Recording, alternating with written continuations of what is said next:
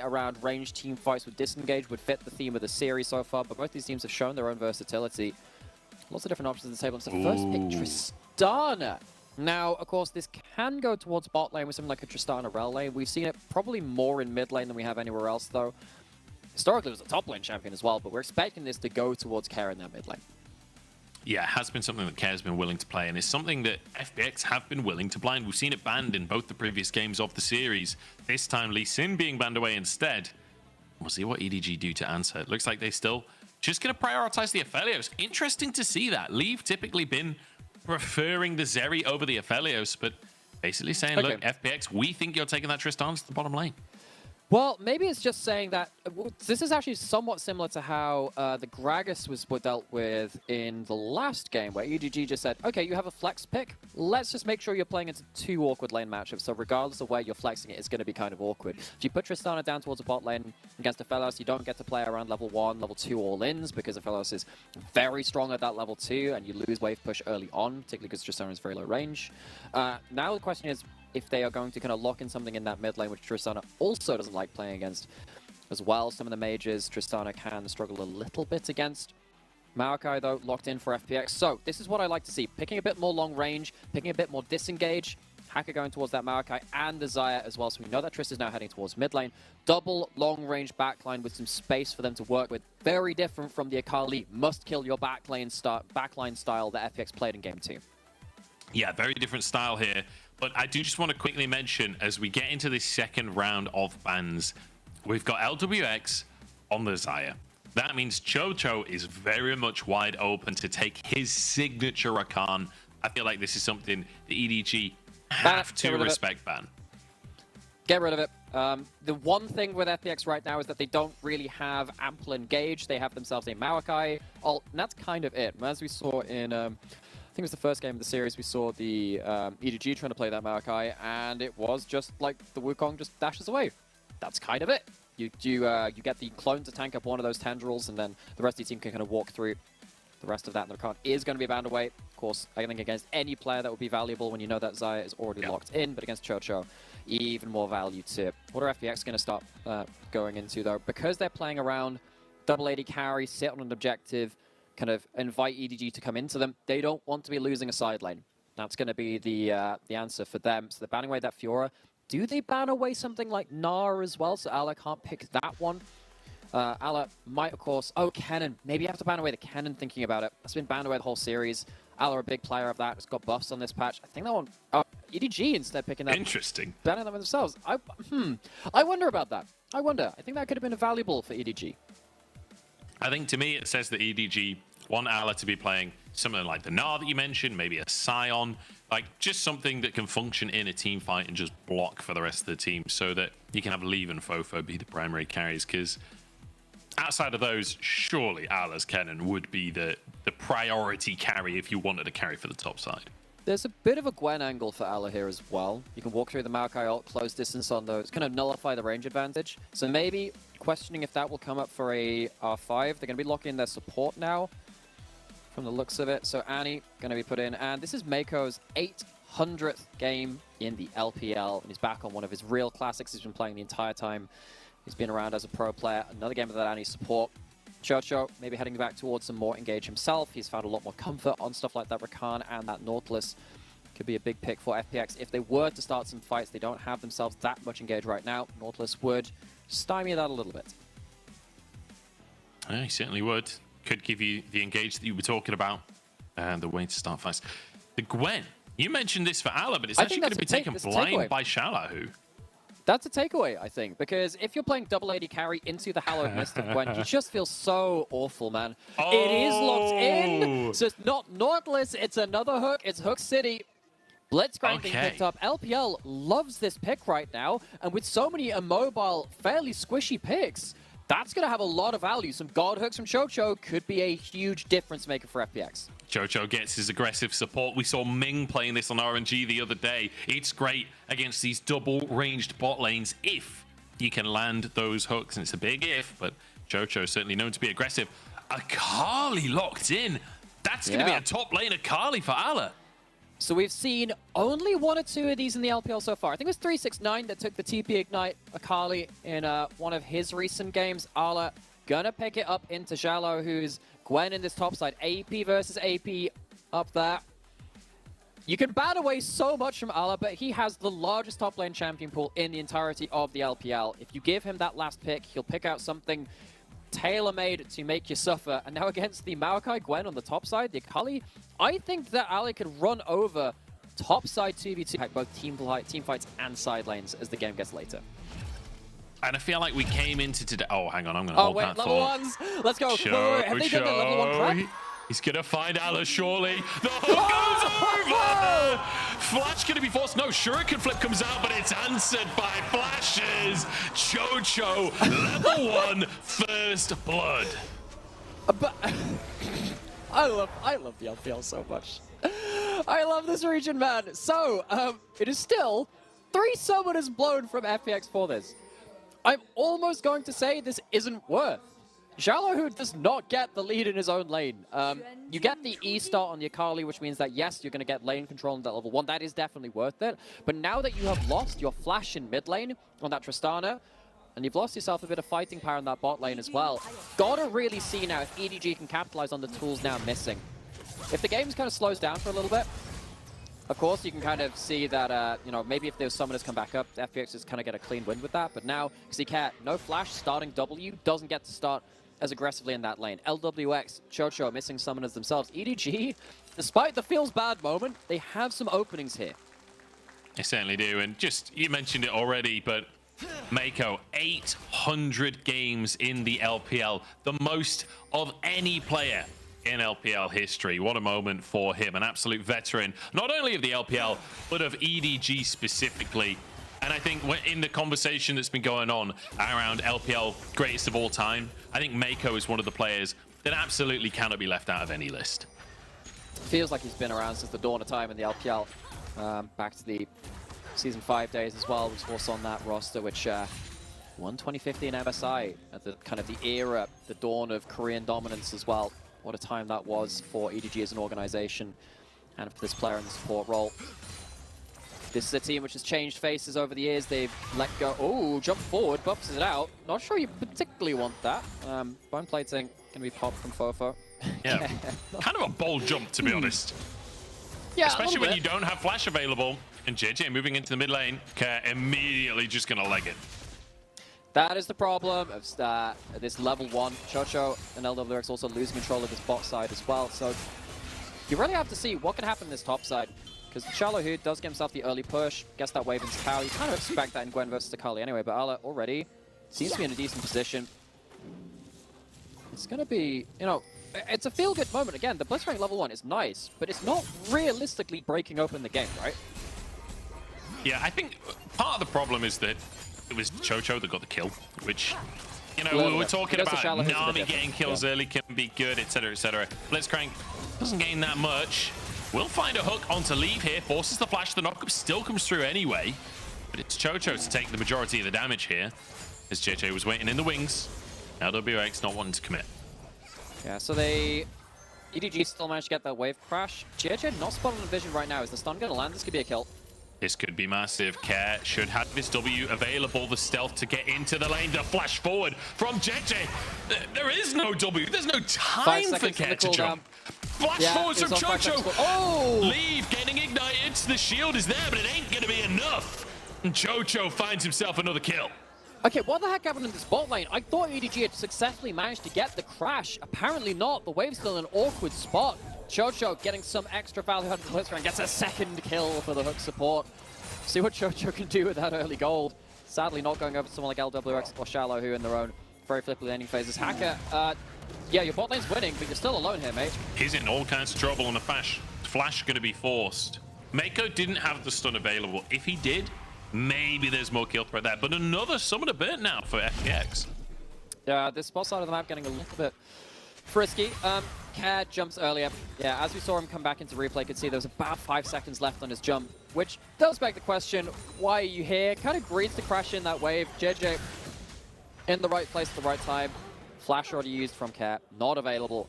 Again, the implications of that level 1 continue further and further. This one was much more recent, though. Of course, the flash blown on screen just before this play. We had thought maybe EDG managed to sort out their wave state. The FPX managed to hold it outside of Theron. Lwx and Chocho, not for the first time in recent weeks, actually getting a lot of value out of their 2v2 early lanes.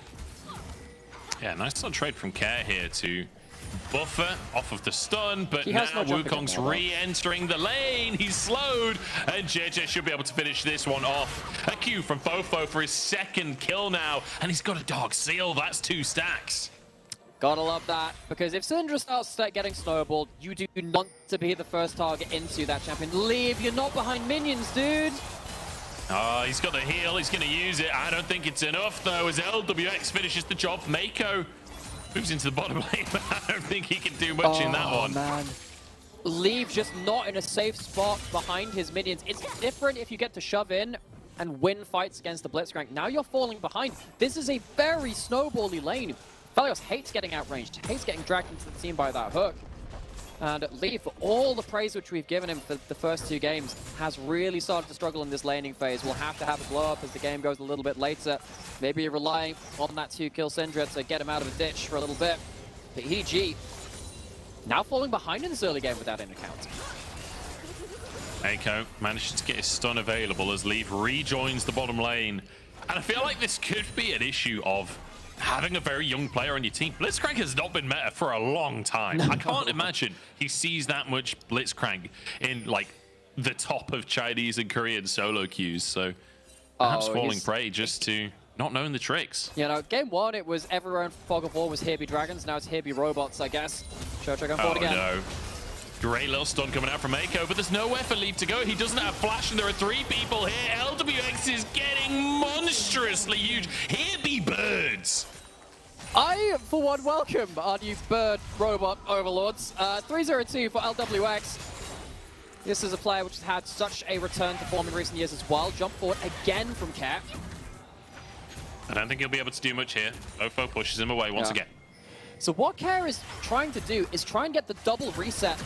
Bleeding close there from FoFo. Can you flash forward for an ult? Close enough. Scattering just shy. Yeah, you get the reset on your jump. If you put the bomb on someone's head, land on them, and then get to proc it like the full extent of it. Oh, no. Surely not. Surely not. Hey, that's a flash. You'll take that every day of the week. You absolutely will do. FoFo is on a champion, which is very easy to exploit when it does have that, you know, lacking summoner. And now, Chocho winning this bot lane so hard. Early gold has given them the early mobility boots, getting up to early first item as well. Chocho is absolutely unleashed. And EDG, we know that they can rethink in the heat of the moment, puzzle their way out of difficult situations, but they're gonna have to start doing that ASAP. These fights cannot continue to allow them to keep happening. If Lwx goes off the chain, this Akali, this Syndra, this Wukong, they are not going to be able to kill this Xayah. She'll turn it around just as hard. And it feels like Chocho joining this FPX squad has changed their fortunes. And yes, they're not going to make playoffs no matter what happens today. But it feels like this team has been on an upward trajectory towards the end of this year. And Chocho clearly being a big part of that, being a bit of a shot caller, being willing to be aggressive in the bottom side. Now, bringing out this Blitzcrank and showing us that he knows how to take over a game when you give him advantages. So this is part of the problem solving. They're going to lane swap up towards this top side. They have the Herald. You can give a lot of gold over to Leave. Has the Severum Crescendum as well, which is very good at killing towers. Xiaolaohu, if he survives the dive, gets to cut this short. How much can he do here? Cyclone is there. The stun going to be denied by the Shroud. Needlework comes through. Care is here, but he lands on the Cyclone, and another stun from Meiko. Jiejie with a shield will survive for the time being. Moonlight Vigil onto Care, onto Xiaolaohu. The Shurikens are there, but it's not enough damage to finish the job. Tower, though. Herald comes on down, and like you said, the Shurikens in play. In the meantime, Lwx just finishes the tower solo. Finishes the turret solo, but that doesn't stop the gold going over to Leave and Meiko still. Was wondering how much Xiaolaohu and Care could do towards this top side. They're not going to be able to save the turret. They're not going to be able to save the plate. So despite this probably still being a trade up in favor of FPX with them getting the first tower bonus, this gets Leave slightly further back into the game. In fact, the delay on this top side means they actually might... This is close, because remember, the more plates you kill, the tankier the tower becomes in very kind of brief moments. It has like temporary armor added onto it. However, they do end up getting that back, some extra gold to Leave, which was much needed at this point. Jiejie here to make sure that his bot lane can get out, but how much protection does he offer? Meiko got to be fancy on his footwork, but it's Jiejie pulled in. Turns invisible, but doesn't have the flash available. The shield comes through the Feather Storm to finish the job. Lwx flashing forwards, finishes Meiko, looking for leave and looking for an MVP at this rate. Lwx, where has this player come from? We felt like he was falling off the boil, disconnected from his team, but it is anything but that in the back end of spring 2023. It's far too late to make playoffs. 3-11 is the series scoreline. It would be far too much to make up at this point. Mathematically eliminated, but Lwx does not care. This has been a monumental showing from Lwx. All off of the back of Chocho's early game as well. We have to shout that out, but Lwx has been so willing to follow up aggressively on all of these plays, happy to sacrifice waves to get involved in the scrap. Love how Chocho plays this as well, because what EDG are angling for there is the clone to tank the hook. Can't do that if you're silenced, so the silence comes out first into the hook, means that the clone never comes out. So close to that being an easy second kill right there. Takes a little bit more from Lwx, who would have died to another tower shot. Does not have to stick around that long though, and so much gold onto that AD carry. Despite the work with EDG had put into getting leave back into the game, that swings way back to Lwx's favor again. It certainly does. Absolutely phenomenal performance coming out here. Not just from Lwx, from the whole squad of FPX. Clearly on the same page, clearly knowing how they want to play this one. They've got a 2,000 gold lead to work with at the 11-minute mark here. They need to keep snowballing. It's looking good to do so for now. It's Jocho and Hacker wanting to make more happen once again. The wave cleared up in the top side by FoFo. Oh, Meiko, you're in all kinds of trouble. Care there with a lot of damage. There's no flash, and he'll hop on to finish the kill. A TP has to come out here from Ala just to stay in the play, and Chocho forced to flash away. Look over the wall. There we go. Oh, Jiejie's hooked in. Chocho does it again. You can't let Fog of War exist. Chocho is on this side of the map. EDG, they bought into this split map scenario to try and get Leah back into the game, but that means that vision control falls away from them. That benefits Chocho and FPX immediately capitalize. This bot lane is on an absolute tear. This is something to behold. Because I've already said it a couple of times in the series, but I'll say it again. This is 15th place versus first place. When FPX are not playing like a bottom tier team right now, they have leveled up to take on EDG. Chocho looking amazing on the Blitzcrank, and Lwx sweeping these kills up. But Care as well, willing to be the instigator in some of these fights. Yeah. Understands there's no threat onto him at that point. I really like how FPX are playing. Sure, there are some rough edges around the way EDG are playing. It's not their cleanest games ever, but this isn't just, you know, EDG kind of inting their way into bad game situations. FPX are just capitalizing so well, knowing that they can play around the Fog of War when EDG try and get their bot lane escaping the laning phase. It's very intelligent play from themselves to play around that Fog of War. You know, if you could have these replays in different kind of perspectives, seeing how much EDG see around the map, I think that would change your opinion an awful lot on how difficult it is to play this game. And a lot of it is down to timing as well, right? Chocho pulling Jiejie at the end of that play there. Jiejie is positioning to get over that wall himself and try and start a fight with his ultimate. He never gets the chance because Chocho shuts it down. Chocho pulls him before he's ready to go on over. And those are the kind of moments that, even against great teams, if you can ruin their rhythm, if you can stop them getting control of how the game is being played, they fall apart. Yeah, and when, you know, even when you're on a 3-11 team, to have names like Lwx on that roster, and of course Care, who's kind of really having himself a great series so far. Doesn't matter about the series score. You know how good these players can be. And every team in the LPL can show is great variety of form. So now coming down towards this dragon, once again, vision control established from FPX. They have started to reset though, which means that they don't have the ability to stay in river around this dragon. That might end up hurting them. They don't have the same level of vision they had around the top side, and that means they get Oh, it's Chocho getting caught out this time. Can't hook if you are dead. EDG, they're 3,000 gold behind, but they don't care. They make a play, and they set up for a dragon. FPX, they make a mistake on their resets and they go back towards the area of the map that they didn't have covered. They want Fog of War. They need Fog of War. EDG, quick timing from them this time to expose FPX in their very important moment. They're going to get themselves potentially the second kill, second dragon of this game. One apiece on either side. That's an important moment for EDG. Can they keep FPX from getting that same level of fog of war again? That will be important to note. And I feel like EDG just did to Chocho what Chocho has been doing to EDG. Yes. We talked about timing and tempo. We talked about making the play before the opponent is ready. Chocho's just moving in to try and look for a hook. Meiko is there, flashed him as instantly the whole team on board. They've out Chocho.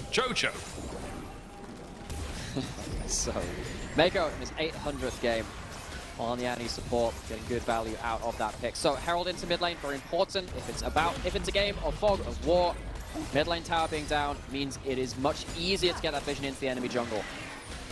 Important step for FPX, but they still need to achieve that vision dominance. You see those blue wards around the mid section of the map, walking in even into the Raptor pit here. Feels so perilous.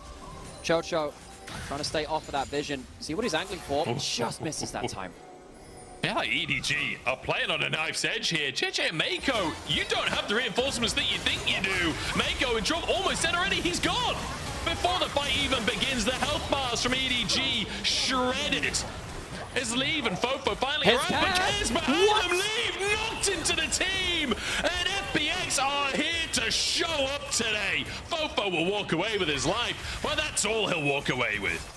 Oh, Care instigating the second part of that fight. FPX, they know where the game is won and lost. It's about the vision control. It's about the river getting into it first. EDG, they push them out of their own jungle, but they can't escape after they've overstepped. And this is an overstep. Meiko used that flash in the last fight around that dragon to get a pick. Doesn't have the own defensive ability at this point. Aphelios isn't in position to counter-engage. You don't have FoFo there either. The big damage from EDG not in position. And very much out of position that as Chair has one of the more inventive flanks we've seen in recent weeks.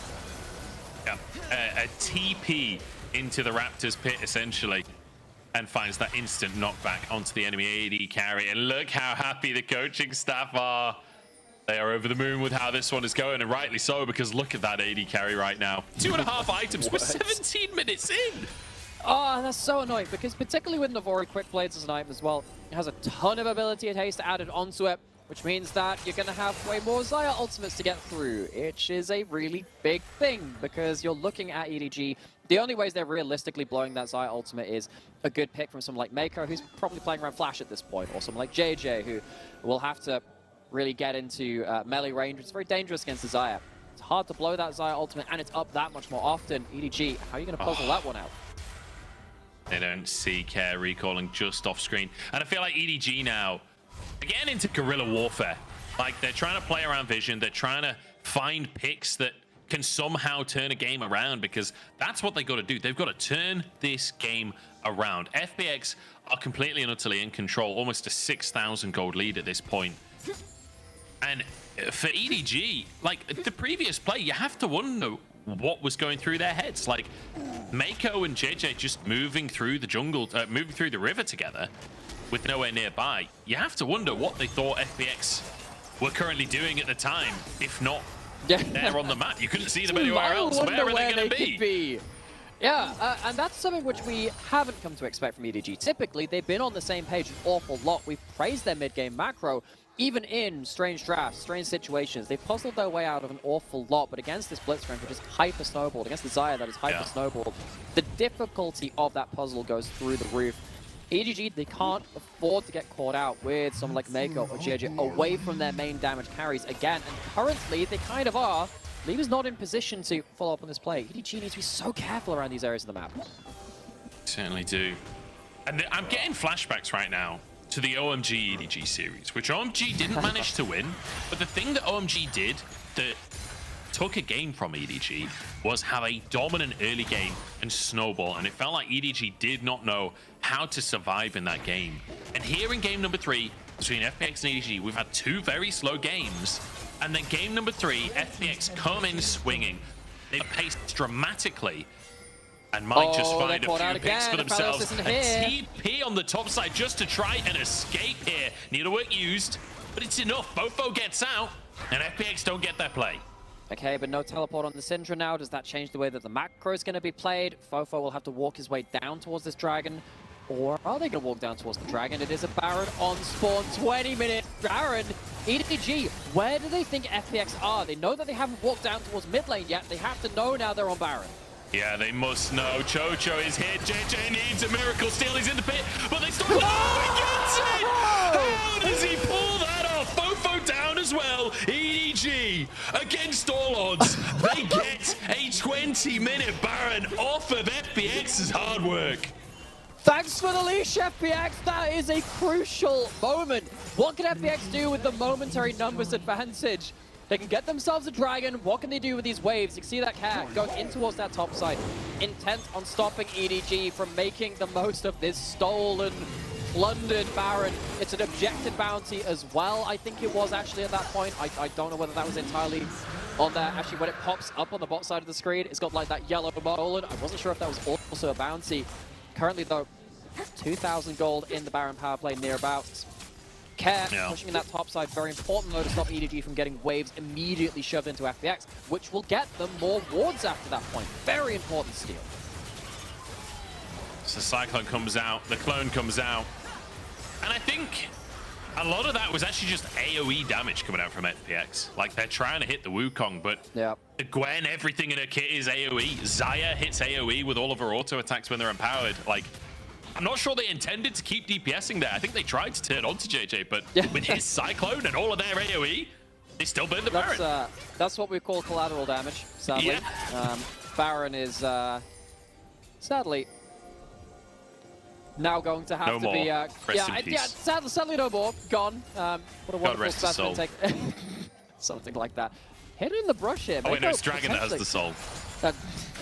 Wow, that's such a wayward words, Munch. You know, starting the day that's, a bit like... that's for the one you did earlier. I can't remember what you said earlier, but we're on par now. Was that one? Is that one? Oh no, I had a lot of buttons. Look, I have so many, it's hard to tell. Meiko has the stun stacked up. I genuinely lose track. It's very hard. Ale actually has the side laning power right now. Lands the E mid play onto Care. Good little shuriken flip onto Care there, but won't be able to finish anything off. Chocho wide on the hook. As Xiaolaohu just hitting away on the tower. This will be a tier 2 taken for FPX. EDG don't find a way to engage it. But I'm not sure they wanted to engage it, actually. Looking at the minimap, because Leave is in the mid lane. Care very close to getting caught. And make no mistake, that Akali is in the position now where you could definitely assassinate people. Yeah, and particularly when it's Ale as well. Ale has had a really, really good split. He is, in my eyes, the best top laner in the LPL. He's had an incredibly large champion pool. When you've given him this R5 counterpick, which he had in this game as well, he's managed to blow up in so many games with it. Of course, in this game, started with a level 1 hook being landed onto him by the Blitzcrank, having to start the shuriken flip, set him behind. Hasn't been able to dominate laning phase, but now in the split map state, EDG, we've praised them for their macro in the past. It's been a little bit troubled this game. That doesn't mean that Ale can't now be a side lane threat. No, certainly not. He's got, like you say, the Shadow Flame, which really is just... That's the point at which Akali starts to one-shot people. That's the point at which one combo will finish Lwx off. The thing is, Lwx is Xayah, so it's going to be all down to execution on both sides of that fight, assuming Ale can get to that back line. But I mean, Care is basically an assassin at this point as well, and we're on 2.5 items on Xiaolaohu's Gwen, which that 3-item mark for the Gwen is terrifying. I don't feel like Ale's the only threat, you know. I feel like Ale needs to worry about threats on the other side as well. Yeah, that's in the 5v5. I'm wondering if, and again, in the 5v5, yeah, it's going to be really rough. Killing Lwx, killing the Xayah. To me, what is more important is seeing if EDG can get a pick before that really comes into that big kind of battle lines drawn. Can Ale get a kill on a side lane? Can he get someone caught out in the side of a fight? That's the X factor. If Ale can catch people out of position. Comes around this vision again, though. Top side of the map, you are not getting anything from FPX. Completely blocked out. Top side jungle vision. FoFo has to flash here, rooted up, and will just get taken down. It's a massive fumble from FoFo. And just as it felt like FPX was starting to slow down, starting to stall out a little bit in the game, a huge pick could lead to more as they look towards the mid lane. Ale looking for Care, but knocked back into his shroud here. Big damage available, but not if he's knocked up like that. Leave has to flash. Chocho, he's a flash burning machine. His Leave doesn't have the damage. Jiejie forced away. This is a mid in him, and it might just be more. They've still got 20 seconds on FoFo. But just as we start talking about, EDG, can they catch people with the vision, start catching people around with the vision leave, walking forwards. What can he do here? Hooks down. Cooldown coming up shortly. EDG at least managing to force FPX out of their base, but they couldn't defend themselves in the 4-man unit under that top tower. FPX, they blot out vision again, and they play the game their way. And now we're getting into the scary bit of gameplay, right? Because Drake is up in 30 seconds, Baron is up in just under a minute as well. FPX with a massive advantage is FoFo. Thinking that was a hook, but it was just the emote and cancel from Chocho. Really fantastic play out from the support of FPX. He pressed control 3. I'm not sure if he just like hooked a minute in front of him. Like, that seemed like a really weird animation. It looks so weird that FoFo just goes, huh, that's kind of weird. Flashes away, but he shouldn't be there in the first place. Big mistake from EDG to try and even defend that side of the map. Again, if you watch that play back with the vision for EDG, they saw nothing of FPX. And despite them having the Baron, FPX have done such a great job of sieging into EDG, pushing them back onto their side of the map, not allowing them to get the vision that they wanted. They now have it now. EDG, brief moment where they have ward control over the side of the map, which they potentially want to play around. Baron is back up. What can they do? Because Kair's hitting on the base on the bot side. And this is the crucial thing. We keep talking about who is on the objective first. It's so crucial when it comes to these kinds of compositions. Chocho moving forwards. Everybody over at the blue buff, though. FPX have no idea that EDG's members are here. They're going to walk over a ward. LWX is the target. The roots come out from Hacker, and suddenly it's EDG on the run instead. Chocho goes wide on the hook. Xiaolaohu in from the top side. Inferno across the team doesn't do much. And it's Jiejie taken out already, leaving a 1v2 on the top side of the play, and Chocho knocks him up, and LWX knocks him down. In the meantime, Kair's just ending the game. The first place team in the LPL is about to lose to the 15th, 3-11 FPX. In a battle of ex-world champions, FPX looks like they're coming out on top. FoFo trying to make this happen, trying to save the game here alongside Meiko, but there are 4 players strong as Kair still has his TP. Meiko goes in, he's hooked, and he's taken down. The Nexus towers fall. FoFo surviving on 1 HP, but Kair won't let that happen. Alan next on the chopping block. Jiejie back up, but the Nexus is down, and FPX take the massive upset over first place EDG. You could feel it a little bit in the air. FPX building up to a series versus the first place. No stakes for FPX, but their pride, but their confidence. They're already out of playoffs. EDG fighting for first, fighting for top 2, fighting for the very pedestal at the very top of the table at LPL in this spring split. But FPX, they look great in the last couple of series. They pulled out some different tech. They've been rumored to be doing very well in scrims, playing different things and succeeding very well with them. They pulled out a lot of different tech today, and it comes out on top. What a series.